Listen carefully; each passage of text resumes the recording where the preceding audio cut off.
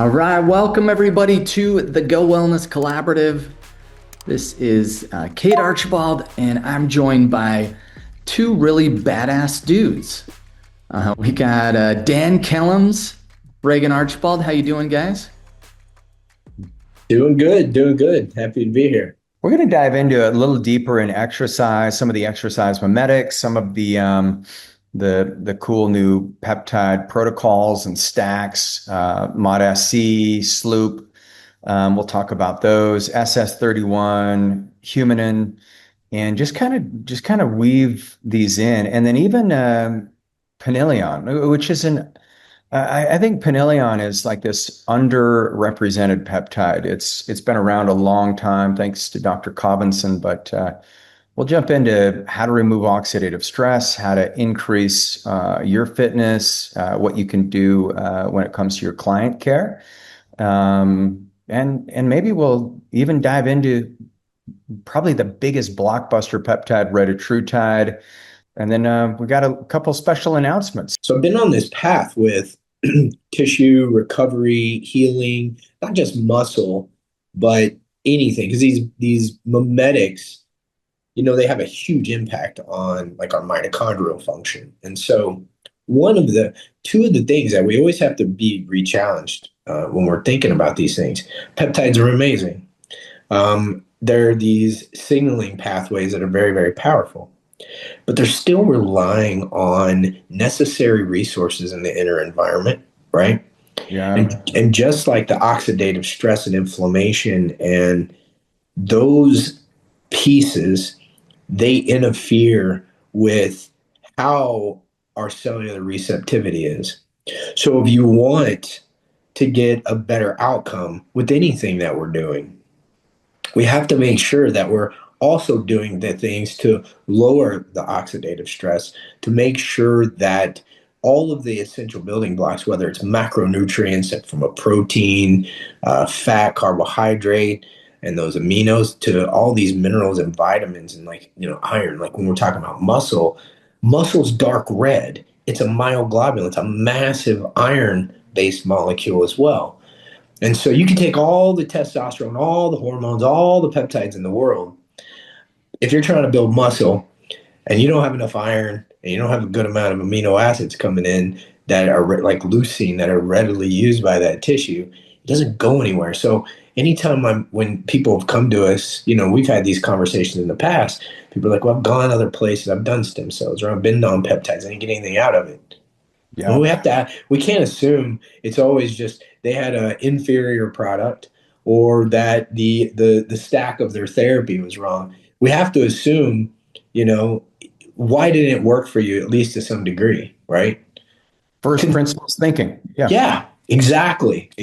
So I always think we have to apply that here, going to give you, under the assumption that this peptide is going to do its job. What does it have, what are the barriers that are going to keep that from working? If you think of peptides, they're just signaling molecules, right? Yeah. It's just a gentle nudge. It's a knock on the door, like, hey, do you want to hang out? And the gene opens up. Yeah, you seem like, a nice protein. Sure, come on in. It's not a force. It's not a forceful way of healing the body. And same with the Chinese medicine. I mean, there's your chief herb. There's the carrying herb. There's the envoy. I mean, it's this whole cascade of things, but the only way they can work is if the terrain is in a great place. I think that's where you're going with this is it's the terrain. We could go to the cell danger response. After those cells have locked down and they're, and the mitochondria have shut down these cells, all these things we're doing with the peptides and creating these healthy rhythms and patterns, it's like you're changing the signaling that's occurring inside the bloodstream by stabilizing cortisol levels, keeping them steady, keeping hormones steady, keeping melatonin rhythms normal, making sure that there's plenty of nutrients, the adenosine, and all these things. So we're subtly creating this environment on a consistent basis that makes those mitochondria open up again and start working. And it's so crazy to think about how powerful it can be. But man, that inner terrain, we have to support it, right? It's always a good, powerful reminder. So important. It's like having a Tupperware container that has a bunch of holes drilled into it, and it's like, Right. yeah, you can improve what you're putting inside it, but it's still got holes and it's falling out. It's still you're fighting an uphill battle right there. I don't even know if someone could get the true energetic repair, because a lot of people will do the right things and they're doing all this stuff, and it's a very, very, very slow and drawn out process, and sometimes those people don't get any healing at all. And it's because, you're doing all these things to fix how the mitochondria are behaving, but the structure itself has been damaged. And that means you're not going to get the efficiency, you're not going to get the output. And so it may look what you've been doing has not worked at all. It's just that you've built up the better resources, but the machine itself is damaged. It's like having HVAC unit in your house and the ducts are collapsed somewhere. You had a snow load and collapsed one of the ducts, and you're like, well, I put the new equipment in and I'm turning up the thermostat, but I'm not getting any warmth in my office or whatever. The reason why it's called an exercise mimetic is because it works on the estrogen related receptors. And the estrogen related receptors are what govern fatty acid oxidation. And so some of the same benefits and genes that are turned on when you exercise are also what gets turned on with sloop. And sloop is technically a small molecule, but they were looking for a molecule that did work on this estrogen pathway. If we're going to promote longevity, we have to be doing something that backs up all the research. And that, do you remember we talked about this before, the data on that? It was like hypertension 20% all cause mortality, diabetes 30%, smoking 50%. But if you're in the lowest, what was it, the lowest quintile in your age group for strength is 250% all cause mortality.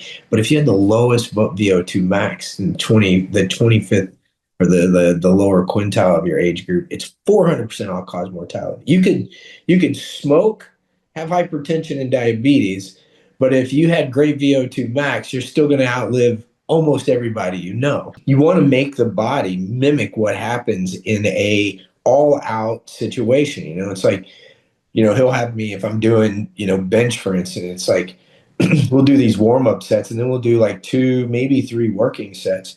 We hardly do any other exercise other than the main one. And you push. When I think I can't do it anymore, he's like, no, you're just getting started now. And your brain is fighting you. And then you're pushing, and all this signaling in your body is saying, oh my God, we got to be prepared for this the next time it happens.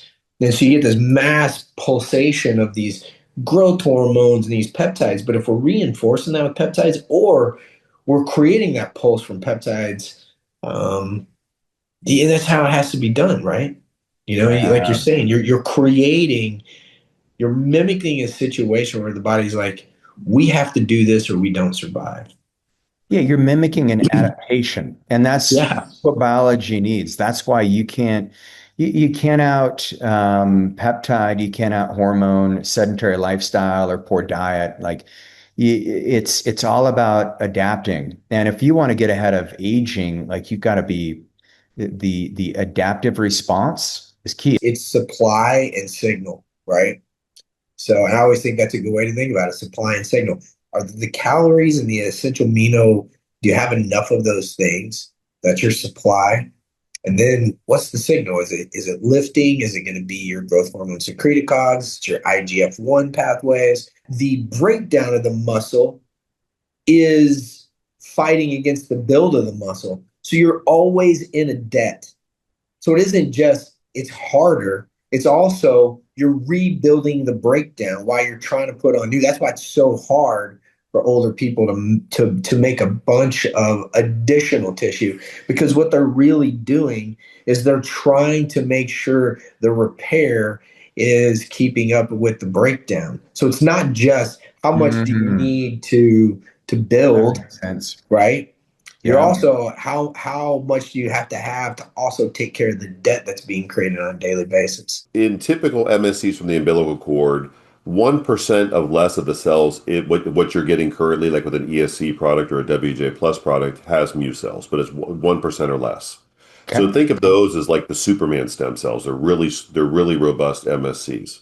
So what we do in the manufacturing of them, which requires a bunch of tissue, is we have a bunch of MSCs in a dish basically, and we stress them, and it kills pretty much all of them off, but the mu cells.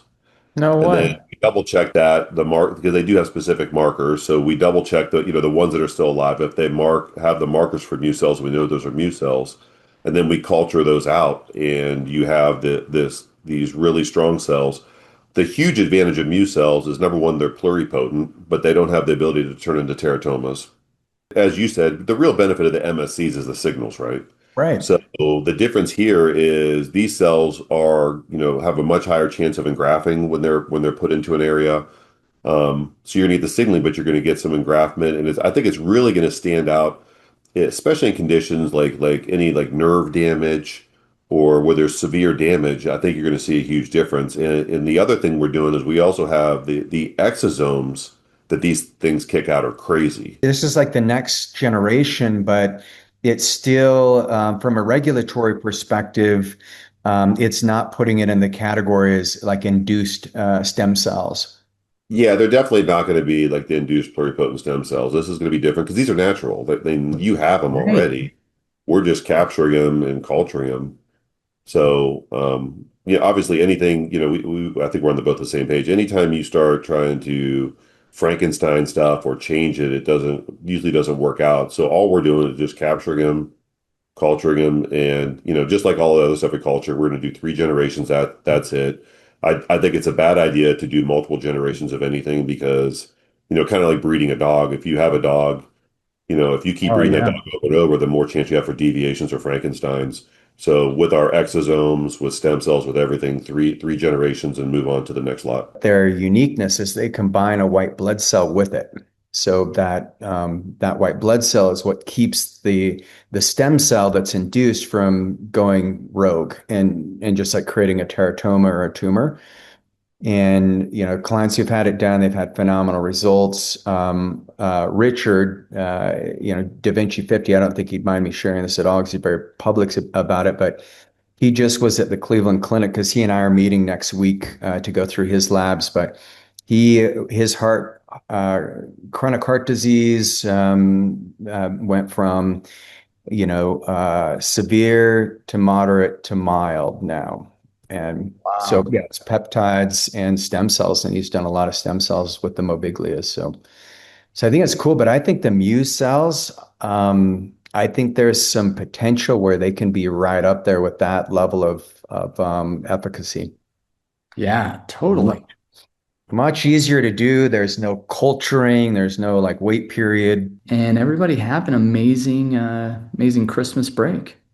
Yeah, appreciate you guys and awesome. I'm so glad. Dr. Warren, I work with her as well, and so glad she's here. Both speakers were from. I know Dan is amazing. Buzz is amazing. Yeah, and there's a deep level of good skilled people beyond them that we'll bring on. So you guys get ready for next year. It's going to be fun. We got some exciting announcements coming up, but so be there January 9th. This is my way of hooking, getting most people watch it as a recording. So for those of you who are not coming live, you're missing out on the fun. So we want you here live. Lots of questions. All right. We'll see everybody. Bye-bye.